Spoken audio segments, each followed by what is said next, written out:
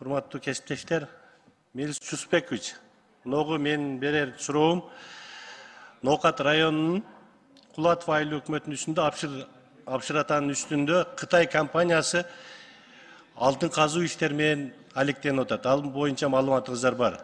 Туурабы?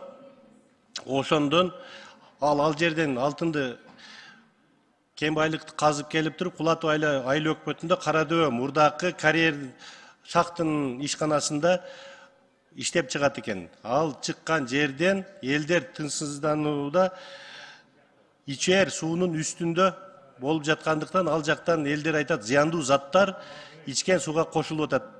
Ошого кандай сиздер текшерип, элдерге маалымат берсеңиздер. Ошол боюнча маалымат берип коюңуздарчы.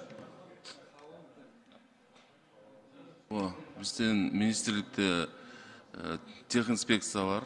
Ошол жумуш топ түзүптүр, ошол жээпти, биз силерге жооп беребиз.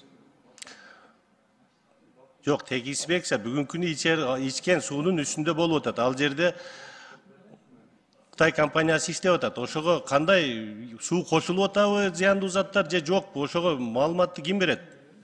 Рашан Спаевич, маалыматты биз беребиз. Биз министерство бул менен алектенет. Бизде экологический инспекция, техинспекция деген бар сотрудниктер. Эгерде ушундай мындай случайлар болуп атса, биз анда жеринен барып комиссия жиберип ал жактан текшерүүгө алышыбыз керек. Биз барып мен текшерүү жибертейин.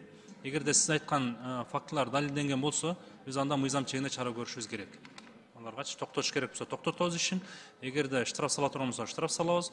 Но биз барып такташыбыз керек. Чынында эле жана экология жанагындай сууга түшүп атабы, экология бузулуп атабы, аны биздин адистер гана тактай алат да. Анда комиссия түзүп, ошол жерде жеринде текшерип, элге маалымат берсеңиздер. Жарайт. Рахмат.